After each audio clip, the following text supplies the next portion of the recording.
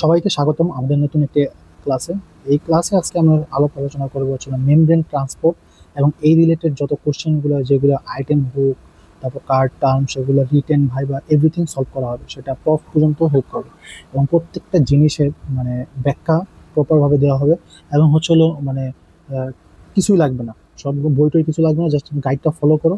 এই গাইড হচ্ছিল আরিফ, কারো তোমার সাথে যদি আরিফ গাইড থাকুক অথবা ব্লু প্রিন্ট যেটাই থাকুক, জাস্ট আমি যেগুলো বলতেছি সেগুলো যদি মনোযোগ দিয়ে শোনো এবং ওইটার সাথে মিলিয়ে পড়ো, তাহলে হয়ে যাবে। আইটেম আর কিছু লাগবে না, আইটেম কার্ডটা সব কমপ্লিট হয়ে যাবে। তাহলে আমরা শুরু করি হচ্ছিল মেমব্রেন ট্রান্সপোর্ট। এটা খুবই ইম্পর্টেন্ট। এটা দেখো কত 2022, 18, 25 রিসেন্টলিও আসছে এই জিনিসটা, ভেরি ইম্পর্টেন্ট। তাহলে আমরা শুরু করি হচ্ছে membrane transport. What is membrane transport? আগে আমরা মেমব্রেন ট্রান্সপোর্টটা করি। দেখো, এটা যদি হয় একটা সেল, রাইট? এই যদি হয় একটা সেল, এই সেলের চারদিকে হচ্ছিল একটা মেমব্রেন। এই মেমব্রেন ট্রান্সপোর্ট বলতে কি বোঝায়? একটা মেমব্রেনের ভিতরে হয় ভিতরে ঢুকবে, নাহলে বের হবে। এটাকে বলা হচ্ছিল মেমব্রেন। আর মেমব্রেনের ভিতরে যে আদান প্রদান, তাকে বলা হচ্ছিল ট্রান্সপোর্ট। তাই এটাকে কি বলা হবে? মেমব্রেন ট্রান্সপোর্ট, এটাই, আর কিছু না। তাহলে আমরা দেখি মেমব্রেন ট্রান্সপোর্ট কি বলা হয়েছে। এটা একটা বায়ো ফিজিও কেমিক্যাল ফিনোমেনন, মানে এটা ছিল bio related, physical related, chemical. Bio বলতে কি, এটা একটা মেমব্রেন রয়েছে, এটা ছিল বায়োলজিক্যালি অ্যাক্টিভ। ফিজিও মানে হচ্ছিল এখানে আসলে আদান প্রদান হবে, আদান প্রদান হবে কি কেমিক্যাল সাবস্টেন্স, সেটা সোডিয়াম হোক, পটাশিয়াম হোক, বা যে কোনো কোনো সাবস্টেন্স আদান প্রদান হবে। তাহলে কি biophysio chemical phenomenon, by which different substance, বিভিন্ন সাবস্টেন্সগুলা ট্রান্সপোর্টেড হবে across the cell membrane. Cell মেমব্রেনের ভিতর দিয়ে যে বিভিন্ন ট্রান্সপোর্ট সাবস্টেন্সগুলো আদান প্রদান হবে, সেটাকে বলা ছিল মেমব্রেন ট্রান্সপোর্ট। এতটুকু। সেটা কি ইনসাইড টু আউটসাইড অথবা ভাইস ভার্সা, মানে হচ্ছিল outside to inside. Okay, inside to outside অথবা আউটসাইড টু ইনসাইড। তাহলে মেমব্রেন ট্রান্সপোর্ট কি? বায়োফিজিক্যাল কেমিক্যাল ফেনোমেনন, যার মাধ্যমে হচ্ছিল বিভিন্ন সাবস্টেন্স সেল মেমব্রেনের ভিতর দিয়ে আসবে, সেটা ভিতর থেকে ইনসাইডে অথবা ইনসাইড থেকে ভিতরে যাবে। এটা হচ্ছিল মেমব্রেন ট্রান্সপোর্ট। এখন এই মেমব্রেন ট্রান্সপোর্টের এই ট্রান্সপোর্টটা কি হতে পারে? কিছু বড় মলিকিউল হতে পারে, ম্যাক্রো মলিকিউল, অথবা মাইক্রো মলিকিউল, ছোট জিনিসও ট্রান্সপোর্ট হতে পারে। তাহলে আমরা বড় জিনিসগুলো ট্রান্সপোর্ট কিভাবে হয়? বড় জিনিসগুলো হয় হচ্ছে এক্সোসাইটোসিস। এক্সো মানে হচ্ছিল এক্সিট, এক্সো মানে হচ্ছিল এক্সিট। এক্সিট মানে কি? সেল থেকে বাহিরে যাবে। ওকে। আর এন্ডো মানে কি? ভিতরে, মানে হচ্ছিল বাহির থেকে ভিতরে ঢুকবে। ওকে। তাহলে এটাই তো আমরা এই দিকে বলছি, ইনসাইড টু আউটসাইড অথবা আউটসাইড টু ইনসাইড। তাহলে এক্সোসাইটোসিস মানে কি? বাহির থেকে ভিতরে যাবে। তাহলে কি? The process by which cell release macromolecule to the exterior, মানে হচ্ছে সেল রিলিজ করবে বিভিন্ন বড় মলিকুল টু দ্য এক্সটেরিয়র, বাইরে, মানে ভিতর থেকে বাইরে যাবে। ওকে। তাহলে সেল রিলিজ করে macromolecule to the exterior is called exocytosis. তাহলে কি কি জিনিস বের করে? বিভিন্ন নিউরো ট্রান্সমিটার বের করে, সেল থেকে হরমোন রিলিজ হয়, এনজাইম বের হয়, বিভিন্ন প্রোটিন রিলিজ হয়।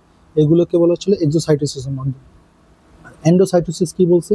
এন্ডোসাইটোসিস হচ্ছে হলো রিভার্স অফ এক্সোসাইটোসিস, মানে হচ্ছিল ভিতর থেকে এদিকে সেল কি আপ করে লার্জ মলিকিউল। লার্জ মানে হচ্ছিল টেক আপ, মানে হচ্ছিল নেয় ভিতরে।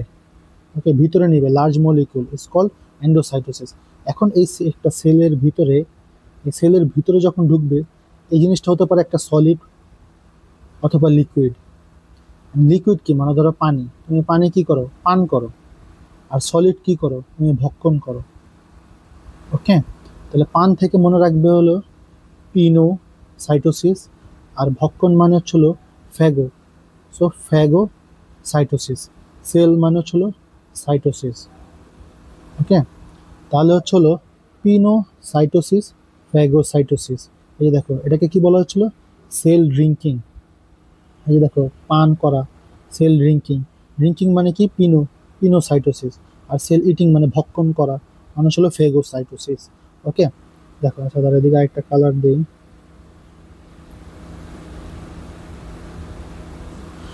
এখন দেখো, ইনগেশন অফ সাবস্টেন্স। ইনগেশন মানে হলো ভক্ষণ করা বা ভিতরে নেওয়া। ওকে, মানে গিলে ফেলা আর কি। সো ইনগেশন অফ সাবস্টেন্স ভিতরে নিবে, সেটা অবশ্যই সলিউশন হবে, কারণ আমরা আগে বলছি পিনোসাইটোসিস। সলিউশন হবে। আর পানি কি এত ছোট যেটা নট ভিজিবল আন্ডার ওয়াটার। ওকে, যেমন হচ্ছে প্রোটিন, ভিটামিন, এগুলো হচ্ছে লিকুইড টাইপের। ওকে, এই যে সলিউশন। তাহলে কি পিনোসাইটোসিস বলতে কি হচ্ছিল, পান বা সলিউশন জিনিস, সলিউশন জিনিসকে ভক্ষণ করাকে বলা হচ্ছিল পিনোসাইটোসিস। আর ফ্যাগোসাইটোসিস মানে কি, সেটা হচ্ছিল আন্ডার মাইক্রোস্কোপে দেখা যাবে বড় জিনিস, যেমন হচ্ছিল bacteria, dead cell, tissue debris, এগুলো হচ্ছিল ভক্ষণ করবে, মানে ফ্যাগোসাইটোসিস, এটা হচ্ছিল সেল ইটিং। তাহলে আমরা কি বললাম, ম্যাক্রোমলিকুলের ভিতরে ট্রান্সপোর্ট, এই ট্রান্সপোর্টে ম্যাক্রোমলিকুল, এই ম্যাক্রোমলিকুল কিভাবে হয়, এক্সোসাইটোসিসের মাধ্যমে, একটা এন্ডোসাইটোসিসের মাধ্যমে। এক্সোসাইটোসিস মানে কি সেল থেকে বাইরে বের করবে, আর এন্ডোসাইটোসিস মানে কি টেক আপ, মানে ভিতরে নেবে। তাহলে এক্সোসাইটিস বাইরে কি কি রিলিজ করবে, নিউরো ট্রান্সমিটার, হরমোন, এনজাইম। আর এন্ডোসাইটিস ভিতরে নেবে, কি নিবে, হতে পারে লিকুইড নিতে পারে অথবা সলিড পদার্থ। তাহলে লিকুইড কি নিবে, যেমন ছিল প্রোটিন, ভিটামিন, এগুলো পিনোসাইটোসিস। আর ফ্যাগোসাইটোসিস ব্যাকটেরিয়া, ডেড সেল, এগুলো হচ্ছে ভক্ষণ করবে, সেটা হচ্ছে ফ্যাগোসাইটোসিস। এটা ছিল ম্যাক্রোমলিকুল শেষ হলো। এখন আমরা মাইক্রোমলিকুলও আছে। সো মাইক্রোমলিকুল কি, বিভিন্ন ছোট ছোট পদার্থ। এই ছোট ছোট পদার্থগুলো কিভাবে সেলের ভিতরে ঢুকবে। ওকে, তাহলে এগুলো কিভাবে ঢুকতে পারে, এগুলো হতে পারে অ্যাক্টিভ ট্রান্সপোর্টের মাধ্যমে, এটা প্যাসিভ ট্রান্সপোর্ট। সবগুলোর ব্যাখ্যা পরবর্তী জানবে, এখন আমরা মোটামুটি একটা বেসিক ধারণা নিয়ে যাই। অ্যাক্টিভ ট্রান্সপোর্ট কি, অ্যাক্টিভ মানে হচ্ছিল সেখানে এনার্জি লাগবে, হাইড্রোলাইসিস অফ এনার্জি, এদিকে কি এনার্জি লাগবে, এনার্জি লাগবে, আর এদিকে কি নো এনার্জি। তাহলে আগে আমরা প্যাসিভ ট্রান্সপোর্ট, যেদিকে কোনো এনার্জি লাগবে না, তাহলে এগুলো জানি। আচ্ছা, এদিকে দেখো কি বলা হয়েছে, এদিকে বলা হচ্ছে no energy, passive transport. Passive ট্রান্সপোর্টে কি কি হয়, অসমোসিস হবে, ডিফিউশন হবে, মনে রাখতে পারো পদ। প্যাসিভ ট্রান্সপোর্ট হয় অসমোসিস এবং ডিফিউশন। সো ডিফিউশন কি, সবগুলোর ব্যাখ্যা দেওয়া হবে। আগে মনে রাখো যে সিম্পল ডিফিউশন, একটা আসলে ফ্যাসিলিটেড ডিফিউশন। সিম্পল ডিফিউশন এবং ফ্যাসিলিটেড ডিফিউশনের পার্থক্যটা লাগবে, এদিকে কোনো ক্যারিয়ার প্রোটিন লাগে না, এদিকে ক্যারিয়ার প্রোটিন লাগে, এটাই। তাহলে প্যাসিভ ডিফিউশন কি কি, প্যাসিভ ডিফিউশন, প্যাসিভ ট্রান্সপোর্ট হচ্ছে অসমোসিস, একটা ডিফিউশন, মনে রাখবে কিনা পদের মাধ্যমে। তো অসমোসিসে তেমন কোনো ব্যাখ্যা নেই। ডিফিউশনও দুই ধরনের, একটা সিম্পল ডিফিউশন, একটা ফ্যাসিলিটেড ডিফিউশন। সিম্পল এগুলো সবগুলোর ব্যাখ্যা পরবর্তীতে অনেক, প্রত্যেকটা জিনিস ব্যাখ্যার ডিটেলসে দেওয়া থাকে। সো সিম্পল ডিফিউশনে কি কোনো এনার্জি লাগে না, আর ফ্যাসিলিটেড ডিফিউশন মানে ক্যারিয়ার লাগে না, আর ফ্যাসিলিটেড ডিফিউশন হচ্ছিল ক্যারিয়ার লাগে। এটা ছিল ভাইবাতে জিজ্ঞেস করে। ওকে ভাইবা। ওকে, তাহলে প্যাসিভ ট্রান্সপোর্ট শেষ। তাহলে আমরা অ্যাক্টিভ ট্রান্সপোর্ট দেখি। অ্যাক্টিভ ট্রান্সপোর্ট কি বলছে, অ্যাক্টিভ ট্রান্সপোর্ট বলতেছে যে প্রাইমারি অ্যাক্টিভ ট্রান্সপোর্ট একটা আছে, সেকেন্ডারি অ্যাক্টিভ ট্রান্সপোর্ট। প্রত্যেকটা ব্যাখ্যা আলাদা, আমি একটু গল্প দিয়ে দিই। প্রাইমারি অ্যাক্টিভ ট্রান্সপোর্ট হচ্ছিল নিজেই এনার্জি ইউজ করে এবং প্রোডাকশন করে। ওকে, আর সেকেন্ডারি অ্যাক্টিভ ট্রান্সপোর্ট কি, যে এনার্জিটা এখানে প্রোডাকশন হয়েছে সেটা এখানে ইউটিলাইজ হবে। সবগুলো ব্যাখ্যা আরও পরে ডিটেলসে দেবো। সো প্রাইমারি অ্যাক্টিভ ট্রান্সপোর্ট কি, যেখানে নিজে এনার্জি তৈরি হয়। সেকেন্ডারি অ্যাক্টিভ ট্রান্সপোর্ট কি, প্রাইমারি অ্যাক্টিভ এনার্জি থেকে যে এনার্জি তৈরি হবে সেটা ইউটিলাইজ হবে। ওকে, সো এটা সব প্রাইমারি অ্যাক্টিভ ট্রান্সপোর্ট। তাহলে প্রাইমারি অ্যাক্টিভ ট্রান্সপোর্টে কী কী ব্যাখ্যাগুলো আছে, যতগুলো পাম্প আছে সব পাম্প হচ্ছে এইদিকে, সোডিয়াম, পটাশিয়াম পাম্প, ক্যালসিয়াম, এগুলো মুখস্থ করতে হবে, এগুলো ব্যাখ্যা পরবর্তীতে দেওয়া আছে। আর সেকেন্ডারি অ্যাক্টিভ ট্রান্সপোর্ট কি, সেকেন্ডারি অ্যাক্টিভ ট্রান্সপোর্ট হচ্ছিল, একটা হলো কো ট্রান্সপোর্ট, একটা ছিল কাউন্টার ট্রান্সপোর্ট। এখন এগুলো কি, কো ট্রান্সপোর্ট মানে হচ্ছিল সেম ডিরেকশন, মানে যে সোডিয়াম এবং গ্লুকোজ সেম ডিরেকশনে যাবে। একটা সেল, মনে করো সেল মেমব্রেন আছে, এদিকে মনে করো সোডিয়াম প্লাস গ্লুকোজ সেম ডিরেকশনে যাবে। Sodium amino acid, sodium plus amino acid হয় ভিতরে ঢুকবে, নাহলে একসাথে বাইরে যাবে, সেম ডিরেকশন, একই সাথে যাবে। ওকে, আর কাউন্টার ট্রান্সপোর্ট কি, মানে কি একটা সেল মেমব্রেন, কাউন্টার মানে হচ্ছিল বিপরীত, অপোজিট। সো সোডিয়াম, এই যে একটা এদিকে ট্রান্সপোর্টার আছে, এর মাধ্যমে ভিতরে ঢুকবে, আর হচ্ছে হলো যে ক্যালসিয়াম এর মাধ্যমে বাইরে যাবে। দেখো অপোজিট ডিরেকশন না, অপোজিটের জন্য এটার নাম হচ্ছিল কাউন্টার। ঠিক তেমনি ধরো মনে করো এটা একটা হচ্ছিল ট্রান্সপোর্টার, তার ভিতরে সোডিয়াম ভিতরে ঢুকলো, আর এই হাইড্রোজেন বাইরে বেরোলো, অপোজিট ডিরেকশন, তাই এটাকে বলেছিল কাউন্টার ট্রান্সপোর্ট। ওকে, তাহলে আমরা দেখতেছি যে ছোট ছোট মলিকুলগুলো হয় অ্যাক্টিভ ট্রান্সপোর্টের মাধ্যমে, নাহলে প্যাসিভ ট্রান্সপোর্টের মাধ্যমে। মেইন কি, অ্যাক্টিভ ট্রান্সপোর্টে এনার্জি লাগে, আর প্যাসিভ ট্রান্সপোর্টে হচ্ছিল কোনো এনার্জি লাগে না। প্যাসিভ ট্রান্সপোর্ট কি কি আছে, POD, osmosis, passive transport, osmosis, diffusion. ডিফিউশনের পার্থক্য কি করছে, ক্যারিয়ারের উপর, এটা ছিল ক্যারিয়ারের উপর ডিপেন্ড করে, ক্যারিয়ারের উপর বেস করে, ক্যারিয়ার বেসড। ক্যারিয়ারের উপর ডিপেন্ড করে কি করা হয়েছে, একটা হচ্ছিল ক্যারিয়ার উপর, একটা হচ্ছিল সিম্পল ডিফিউশন, এটা হচ্ছে ফ্যাসিলিটেড ডিফিউশন। ফ্যাসিলিটেড ডিফিউশনে ক্যারিয়ার প্রোটিন লাগে। ওকে, তারপর অ্যাক্টিভ ট্রান্সপোর্টকে দুই ভাগে, primary active transport, secondary active transport. Primary active ট্রান্সপোর্টে যে নিজে নিজে এনার্জি প্রোডাকশন করে এবং ইউজ করে, সেকেন্ডারি অ্যাক্টিভ ট্রান্সপোর্ট হচ্ছিল এই প্রাইমারি অ্যাক্টিভ ট্রান্সপোর্ট থেকে যে এনার্জি আসে সেটা ইউজ করে। তো প্রাইমারি অ্যাক্টিভ ট্রান্সপোর্টে কি পি দিয়ে মনে রাখবে যে প্রাইমারি অ্যাক্টিভ ট্রান্সপোর্ট সবগুলো ছিল pump pump pump, sodium potassium pump, calcium magnesium hydrogen potassium pump. Okay, আর সেকেন্ডারি অ্যাক্টিভ ট্রান্সপোর্ট কি? সেকেন্ডারি দেখো এদিকে হচ্ছিল পি দিয়ে মনে রাখতে বলছে সবগুলো পাম্প পাম্প পাম্প। আর সেকেন্ডারি মানে ছিল, সেকেন্ডারি মানে কি দুই, দুই মানে ছিল দিকে দুইটা ব্যাখ্যা, কো ট্রান্সপোর্ট, কাউন্টার ট্রান্সপোর্ট। এবং দুই দিয়ে মনে রাখতে হবে সবগুলো ছিল দুই ভাগে বিভক্ত, দুই ভাগে বিভক্ত। দুই ভাগে বিভক্ত মানে কি? একটা sodium glucose, sodium amino acid, sodium calcium, sodium hydro. Okay, মানে দুই ভাগে মনে ছিল কো ট্রান্সপোর্ট, কাউন্টার ট্রান্সপোর্ট। আর এগুলো তুমি বললাম যে কোনটা কি, এগুলো ব্যাখ্যা মাত্র দিলাম, এগুলো মুখস্থ করতে হবে কিছু জিনিস। ওকে, আর কিছু লাগবে না। এখানে দেখো মোটামুটি আমাদের যে মেমব্রেন ট্রান্সপোর্ট, মেমব্রেন ট্রান্সপোর্ট এবং হচ্ছে মেমব্রেন ট্রান্সপোর্টের যে ক্লাসিফিকেশন শেষ, উইথ এক্সাম্পল, এগুলো শেষ। এগুলো লাগবে না, এগুলো লাগবে না। এক্সোসাইটোসিস মাত্র বললাম, আর তেমন ব্যাখ্যা জানতে হয় না। ট্রান্সসাইটোসিস এগুলো কখনোই লাগে না। ক্যারিয়ার মেডিটেড ট্রান্সপোর্ট এগুলো পরবর্তীতে ব্যাখ্যা দেওয়া হবে, এগুলো আর লাগবে না। বাট একটা জিনিস লাগে, সেটা হচ্ছে ইম্পর্টেন্স অফ, যে আমরা যে সোডিয়াম পটাশিয়াম পাম্প করতেছি না, হ্যাঁ, বা এই যে এনজাইম সোডিয়াম পটাশিয়াম, এদিকে কি এগুলো দেওয়া আছে? আচ্ছা, মনে করো এই যে সোডিয়াম পটাশিয়াম যে পাম্প, এই পাম্পের ইম্পর্টেন্সটা লাগবে। ইম্পর্টেন্স, ইম্পর্টেন্স কি?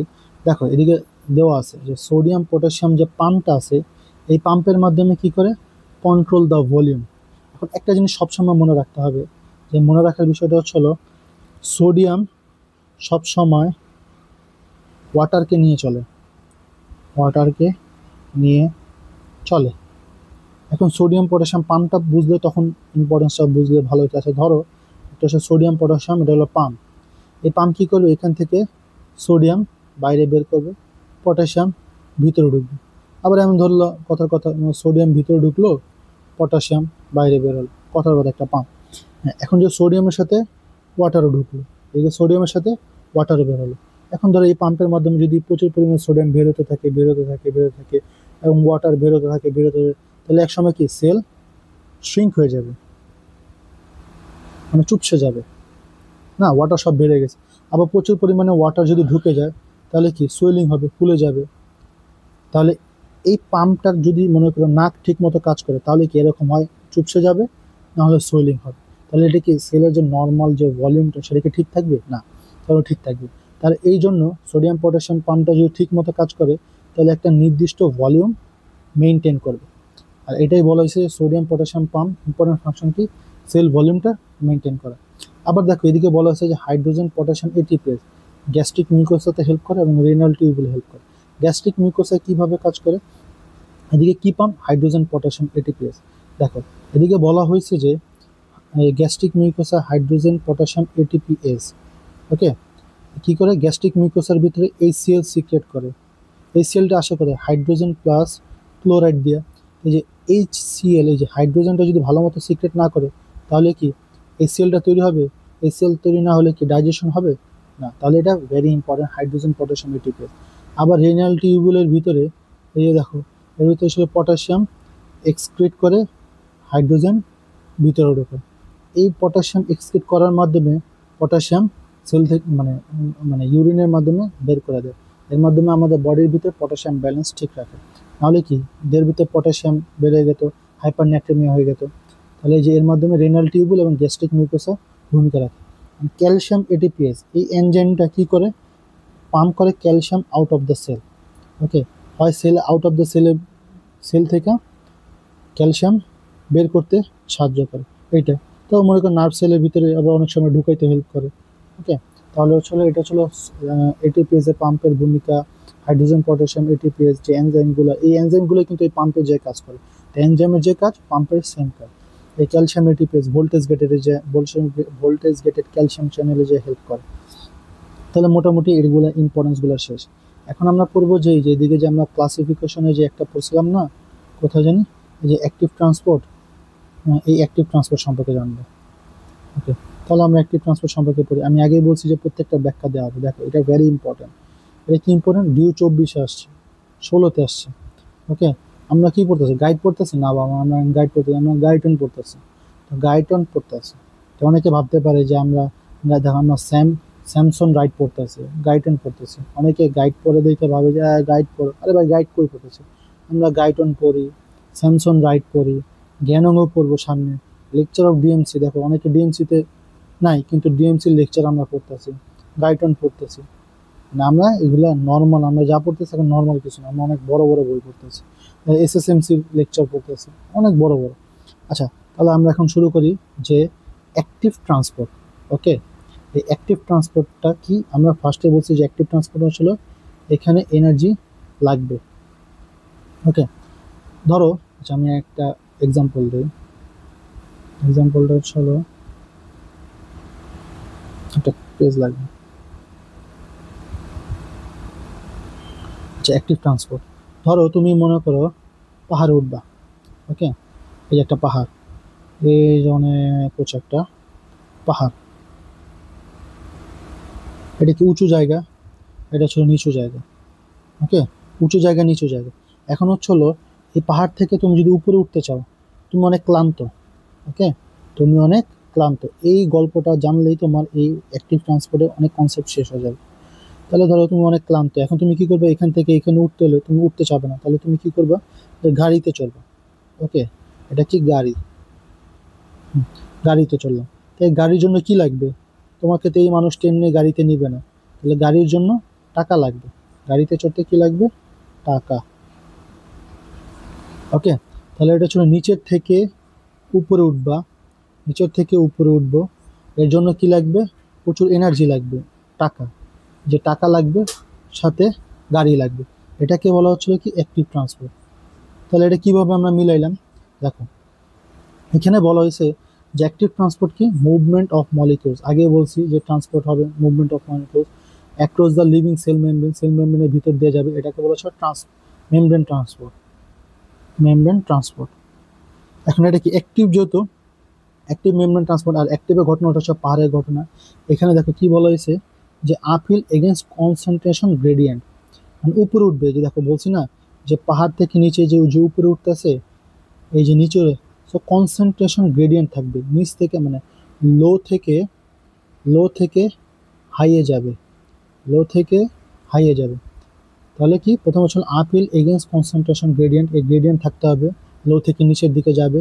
এবং একটা কি লাগবে, ক্যারিয়ার প্রোটিন লাগবে। তাহলে কি কি, ক্যারিয়ার প্রোটিন লাগবে। তারপর হলো এই যে কনসেন্ট্রেশন গ্রেডিয়েন্ট লাগবে, ক্যারিয়ার প্রোটিন লাগবে, ইলেকট্রিক্যাল প্রেশার গ্রেডিয়েন্ট অথবা ক্যারিয়ার প্রোটিন লাগবে, এবং এক্সপেন্ডিচার অফ মেটাবলিক এনার্জি। তাহলে ধরো এটা যদি হয় 1 নাম্বার, তারপর ক্যারিয়ার প্রোটিন যদি হয় 2 নাম্বার, মেটাবলিক এনার্জি হয় 3 নাম্বার। তাহলে দেখো এই যে পাহাড়ে উঠলাম লো থেকে হাই, এটা ছিল 1 নাম্বার। তারপর হলো কি বলছে, ক্যারিয়ার প্রোটিন, ক্যারিয়ার প্রোটিন কি ক্যারি করে নিয়ে যাবে, এটা হলো বাসের কাজ, 2 নাম্বার। একটা এনার্জি লাগবে, কারণ তোমাকে তো এমনি নিবে না, টাকার বিনিময়ে নেবে। তাহলে 3 হলো মেটাবলিক এনার্জি, এটা হলো টাকা। তাহলে এই জিনিসটা হলো অ্যাক্টিভ ট্রান্সপোর্ট। অ্যাক্টিভ ট্রান্সপোর্ট কি, অ্যাক্টিভ ট্রান্সপোর্ট হচ্ছিল কোনো একটা মেমব্রেনের ভিতর দিয়ে কোনো একটা জিনিস এখান থেকে ভিতরে ঢুকলে অবশ্যই এদিকে লো কনসেন্ট্রেশন থাকতে হবে, এর ভিতরে হাই কনসেন্ট্রেশন থাকতে হবে। এর এগেনস্টে এই জিনিসটা দেখো, একটা পানির ভিতরে থেকে যদি মনে করি এদিকে প্রচুর পরিমাণে পানি থাকে, আর এদিকে যদি একটা ছিদ্র করে দিই, তাহলে দুম করে কিন্তু সব বেড়ে যাবে, কারণ এদিকে হাই থেকে লোতে ইজিলি যায়। কিন্তু লো থেকে হাইয়ে থেকে এদিক থেকে কোনো পানিকে তুমি ভিতরে ঢুকতে পারো না, তার জন্য কি লাগবে, ক্যারিয়ার প্রোটিন লাগবে, এনার্জি লাগবে, কারণ এত ঢুকাইতে তোমার কষ্ট হবে, এনার্জি লাগবে। তাই এই জিনিসটাই বলা হয়েছে যে তুমি যদি একটা সেল মেমব্রেনের বাইরে থেকে কোনো একটা জিনিস যেটা অনেক লো কনসেন্ট্রেশন, কিন্তু সেলের ভিতরে অনেক হাই কনসেন্ট্রেশন আছে, তো ওই জিনিসটাকে তুমি যদি ভিতর থেকে বাইরে, বাইরে থেকে ভিতরে নাও, তাহলে তোমার কি অনেক শক্তি লাগবে, রাইট, এনার্জি লাগবে, এবং একটা ক্যারিয়ার প্রোটিন লাগবে যে ভিতরে নিয়ে যাবে। তো এটাই বলা হয়েছে। তাহলে কি অ্যাক্টিভ ট্রান্সপোর্ট কাকে বলে, এটা আসলে এই মুভমেন্ট অফ মলিকিউলস, যেটা সেল মেমব্রেনের ভিতর দিয়ে যাবে। কিভাবে যাবে, against uphill against concentration gradient, মানে কনসেন্ট্রেশনের এগেনস্টে যাবে, ইলেকট্রিক্যাল গ্রেডিয়েন্ট, প্রেশার গ্রেডিয়েন্ট, সব গ্রেডিয়েন্টের এগেনস্টে যাবে।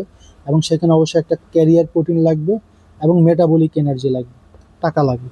সো এর মাধ্যমে হলো কোনো একটা জিনিস লো কনসেন্ট্রেশন থেকে একটা সাবস্টেন্স সেলের ভিতরে ঢুকে গেল, এটাকে বলা হচ্ছিল অ্যাক্টিভ ট্রান্সপোর্ট। ওকে, তাহলে অ্যাক্টিভ ট্রান্সপোর্টে যেটা পড়লাম এটাকে বলা হচ্ছিল ক্রাইটেরিয়া। মানে ক্রাইটেরিয়াগুলো কি কি থাকলে সেটাকে তুমি বলবো যে অ্যাক্টিভ ট্রান্সপোর্ট। তার কিছু ক্রাইটেরিয়া লাগবে, আগেই বলছি যে কি লাগবে, এই যে ইলেকট্রিক্যাল গ্রেডিয়েন্ট 1 নাম্বার। তারপর 2 নাম্বার কি, 2 নাম্বার বলছিলাম যে ক্যারিয়ার প্রোটিন লাগবে। ওকে, ক্যারিয়ার প্রোটিন লাগবে। তারপর হলো এনার্জি লাগবে। আর মেমব্রেন তো অবশ্যই, যেহেতু মেমব্রেন ট্রান্সপোর্ট, মেমব্রেন লাগবে। এই জিনিসটা ডিলিট দিয়ে দিই।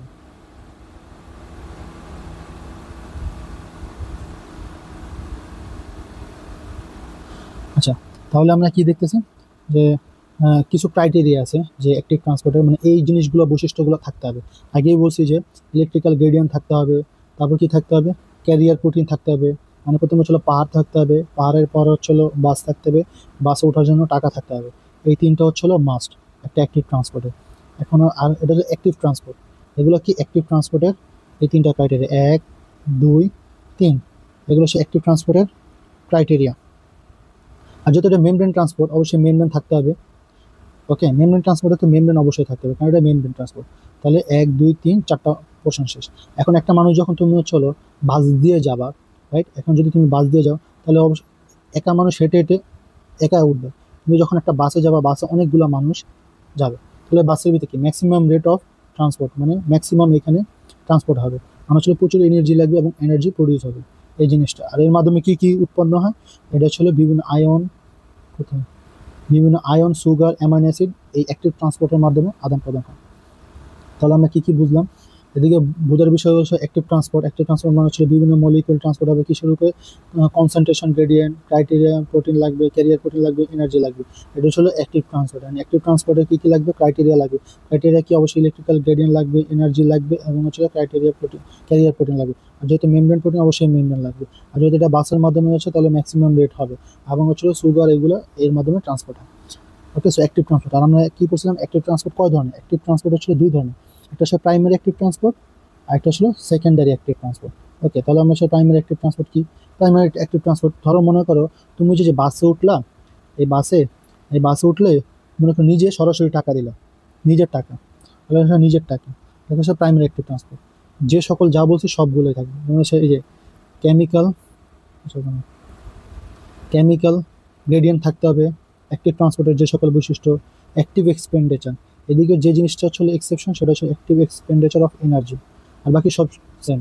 যে এটিপি যে তৈরি হয়েছে না, এই এটিপি থেকে আসবে হাই এনার্জি, ক্যারিয়ার প্রোটিন, এগুলো সব অ্যাক্টিভ ট্রান্সপোর্টের বৈশিষ্ট্য। তাহলে প্রাইমারি কেন, প্রাইমারি কারণ এখানে অ্যাক্টিভ, মানে এনার্জি যেটা তৈরি হবে সেটা সরাসরি ইউজ হবে, এটার জন্য এটাকে বলা প্রাইমারি অ্যাক্টিভ ট্রান্সপোর্ট।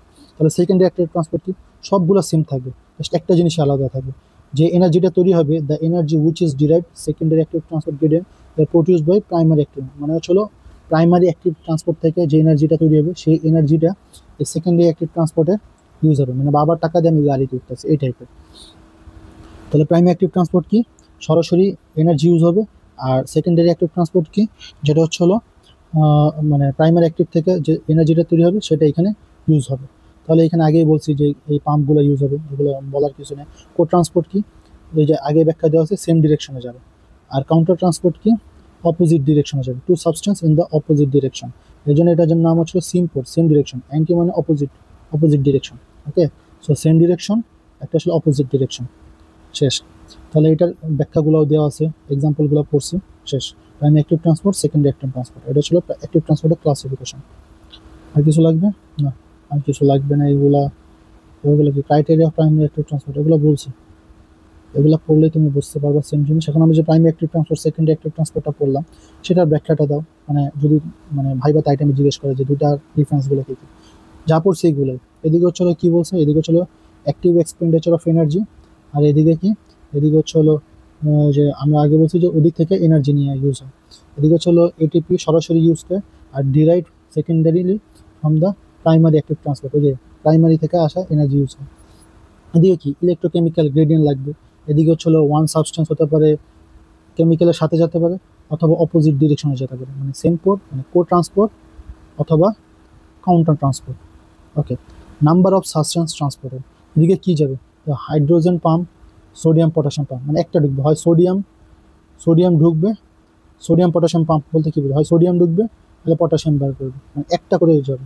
একটা অথবা দুইটা। আর এদিকে কি must be more than one, কারণ কি একসাথে হয় সোডিয়াম পটাশিয়াম দুইটা ঢুকতেছে, অথবা সোডিয়াম ঢুকতেছে পটাশিয়াম বের হইতেছে, একটার ভিতর দিয়ে দুইটা ঢুকতেছে। সো ওয়ান অর মোর, এদিকে অবশ্যই একটা হবে না, এটা একটার বেশি হবে।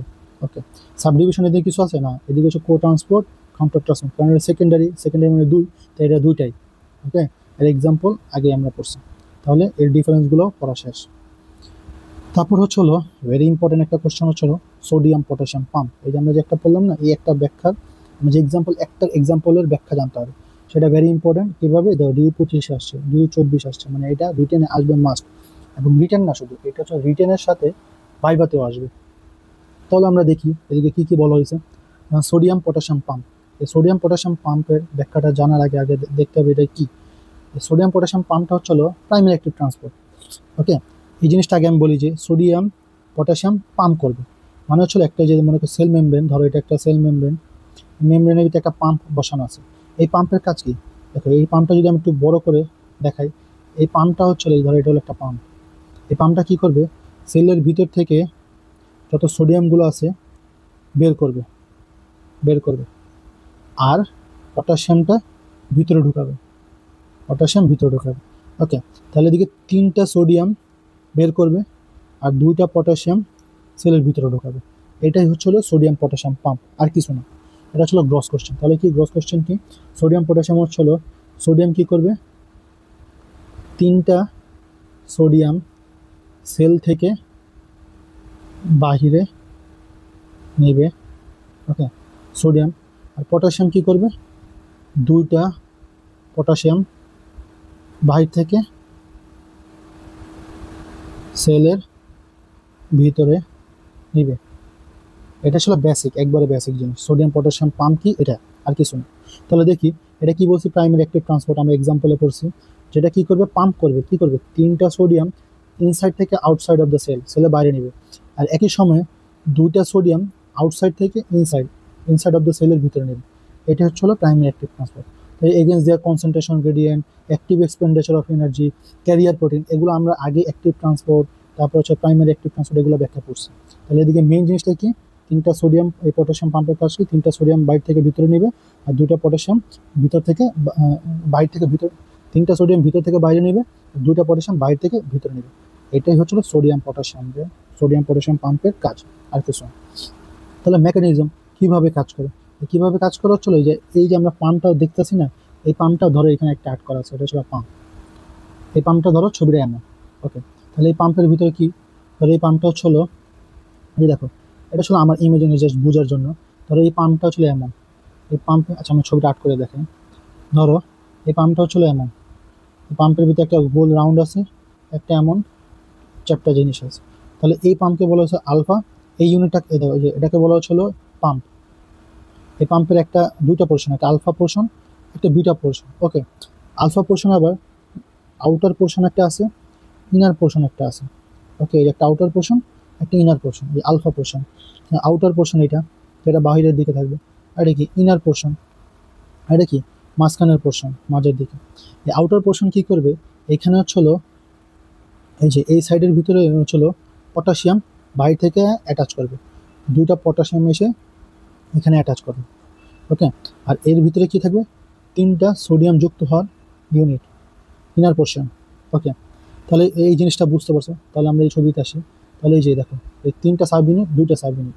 ওকে, তাহলে হচ্ছিল এই 3টা সোডিয়াম যখন মনে করি ভিতরে ঢুকলো, এবং এই সাইডে কি থাকে, এই সাইডে হচ্ছিল, এই যে এই সাইডে থাকে হচ্ছিল এটিপিএস এনজাইম। এই এনজাইম কি করবে, এডিপি থেকে এটিপিতে তৈরি করবে, সরি এটিপিকে ভেঙে শক্তি তৈরি করবে, এডিপি প্লাস পিআই। এই পিআই হচ্ছিল এনার্জি। মনে করো এই যে সোডিয়াম এগুলো যখন ধরো এই সোডিয়াম এগুলো যখন এর সাথে বাইন্ড করলো, এই পটাশিয়ামের সাথে যখন বাইন্ড করলো, তখন এই এটিপি যে এনজাইমের কারণে এটিপি থেকে শক্তি বের হবে, এডিপি আর পিআই, মানে অর্গানিক ফসফেট। এই যে এনার্জিটা তৈরি হয়েছে, এই এনার্জি হওয়ার কারণে এই জিনিসটা এদিকে হয়ে যাবে, আর এটা এদিকে চলে যাবে। মানে ছিল সোডিয়ামগুলো বাইরে চলে যাবে, আর পটাশিয়ামগুলো সেলের ভিতরে ঢুকে যাবে। এর মাধ্যমে ছিল দেখো 3টা সোডিয়াম, আগে কিন্তু বলছি, যে দেখো এখানে বলছি যে 3টা সোডিয়াম বাইরে দিবে আর 2টা পটাশিয়াম ভিতরে নেবে।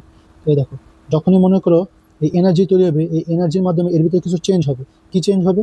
চেঞ্জ হবে এখান থেকে এটা হচ্ছিল বাইরে চলে যাবে, আর এইগুলো হচ্ছিল ভিতরে, যেমন এই আউটার পোর্শনটা পুরো এইভাবে ঢুকবে, ইনার পোর্শনটা ভিতরে চলে যাবে, এটা হচ্ছিল কনফর্মেশনাল চেঞ্জ হবে। তো চেঞ্জের মাধ্যমে কি হবে? এই 3টা সোডিয়াম বাইরে চলে গেলো, 2টা পটাশিয়াম ভিতরে ঢুকে আসবে। এটাই দেখো এখানে এই জিনিসগুলোই বলা আছে যে মেকানিজম কি।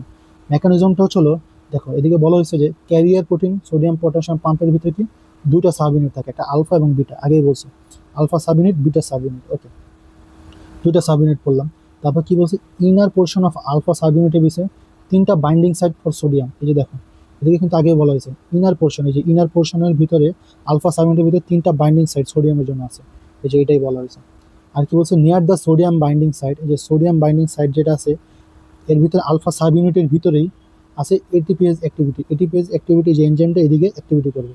ওকে, আর outer portion of alpha subunit, এই যে দেখো outer portion of alpha subunit 2টা বাইন্ডিং সাইট, এই যে একটা বাইন্ডিং সাইট একটা বাইন্ডিং সাইট, একটা মনে হয় অফ পটাশিয়াম, এই 2টা ঢুকবে। এই ছবিটা মনে রাখলে মোটামুটি হয়ে গেছে। তাহলে কি বলছে মেকানিজম কি? সোডিয়াম পটাশিয়াম পাম্প থাকবে যার ভিতরে 2টা সাব ইউনিট থাকে, 2টা সাব ইউনিটের ভিতরে একটা আলফা সাব ইউনিট, যার ইনার পোর্শন থাকবে, একটা আউটার পোর্শন থাকবে। ইনার পোর্শনে 3টা বাইন্ডিং সাইট থাকবে, আউটার পোর্শনে 2টা বাইন্ডিং সাইট থাকবে, এবং মাঝখানের দিকে কি থাকবে? একটা এটিপিএস অ্যাক্টিভিটি থাকবে। এটাই তাহলে মেকানিজমটা very very important for written. তাহলে এখানে কি হইতেছে? এখানে হচ্ছিল দেখো এদিকে হচ্ছিল মানে আমরা এতক্ষণ এটা ব্যাখ্যা করলাম, এখন ব্যাখ্যাগুলো কিভাবে মানে মেকানিজমটা হয় কিভাবে? এই মেকানিজমটা হচ্ছিল প্রথমে সোডিয়াম পটাশিয়াম এবং এটিপি সবগুলা যার যার জায়গায় বাইন্ড করবে, যে আলফা সাব ইউনিটের যে ক্যারিয়ার প্রোটিনটা আছে এই সব জায়গায় যায়, নির্দিষ্ট জায়গায় যা বাইন্ড করবে। তাহলে কি হলো? যে সোডিয়াম আইসা এদিকে বাইন্ড করলো, পটাশিয়াম আইসা এখানে বাইন্ড করলো, এটিপি আইসা মাঝখানে। আচ্ছা এদিকে দেখো পটাশিয়াম এখানে এনে বাইন্ড করলো, সোডিয়াম আইসা এখানে বাইন্ড করলো, আর এটিপি আইসা এখানে বাইন্ড করলো। বাইন্ড করলো, বাইন্ড করার ফলে কি হবে? এই প্রথমে হচ্ছিল এই এনজাইমটা যেটা আছে না, এই যে এটিপিএস এনজাইমটা করবে কি? Breakdown of ATP to ADP and high energy phosphate. এই যে এদিকে বলা হয়েছে যখন হাই এনার্জি ফসফেট এনার্জি পাবে, এই এনার্জিটা রিলিজ হবে। এই এনার্জি কি করবে? এই এনার্জি হচ্ছে যে phosphate bind to the phosphorylation alpha subunit এর সাথে বাইন্ড করবে, ফসফেট বাইন্ড হবে, এনার্জি ফসফোরাইলেশন হবে। তো এই এনার্জির কারণে হচ্ছিল কনফর্মেশনাল চেঞ্জ। এই কনফর্মেশন চেঞ্জ কি? এটা এদিকে যাবে, এটা ভিতরে ঢুকবে, এটা হচ্ছে কনফর্মেশনাল চেঞ্জ হলো। এই চেঞ্জের মাধ্যমে কি হবে? এই যে ক্যারিয়ার প্রোটিনটার চেঞ্জ হলো, এই চেঞ্জের মাধ্যমে কি হবে? 3টা সোডিয়াম বাইরে চলে গেল, ইফ্লাক্স মানে হচ্ছিল বাইরে, 3টা সোডিয়াম বাইরে চলে গেল। আর ইনফ্লাক্স মানে হচ্ছিল ভিতরে, ইন মানে ভিতরে, 2টা সোডিয়াম 2টা পটাশিয়াম ভিতরে ঢুকলো। তাহলে এর মাধ্যমে কি 3টা সোডিয়াম বাইরে চলে গেল আর 2টা পটাশিয়াম ভিতরে ঢুকলো। এটাই হলো মেকানিজম। তাহলে আমরা কি কি দেখলাম? অ্যাক্টিভ সোডিয়াম পটাশিয়াম পাম্প কাকে বলে এটা আমরা বুঝলাম, এটা। তারপরে মেকানিজম যে ইউনিটটা কিভাবে কাজ করে, আর এই পুরো মেকানিজমটা কিভাবে কাজ করে এই জিনিসটা করলাম, এটাই আর কিছু না। এই দেখো এই ছবিটাও লাগবে, এই ছবিটা কি বলেছে? দেখুন 2টা পটাশিয়াম এই যে এখান থেকে এখান দিয়ে ভিতরে ঢুকছে, আর 3টা সোডিয়াম এখান থেকে এখানে বাইরে চলে গেছে। আর এটা হচ্ছে মেমব্রেন, এই মেমব্রেনের ভিতরে থাকা। আর এই যে এইভাবে চেঞ্জ আদান প্রদান হয়েছে, এটাকে হচ্ছে মেমব্রেন ট্রান্সপোর্ট। তাহলে মোটামুটি সবগুলো বোঝানো শেষ। এখন এর ইম্পর্টেন্সটা ভেরি ইম্পর্টেন্ট। তাহলে কেন ইম্পর্টেন্স? দেখো কিছু আছে ফিজিওলজিক্যাল, কিছু হচ্ছে ক্লিনিক্যাল, আগে সবগুলো বলবো সমস্যা না। তো responsible for generation of membrane potential. কেন?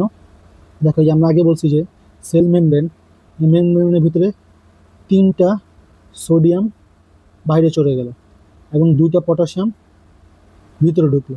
দেখো 3টা যদি বাইরে চলে যায়, 2টা ঢুকে, মনে করে যে একটা ছিল এর ভিতরে 3টা বাইরে চলে গেছে, মাত্র ঢুকছে হচ্ছিল 2টা।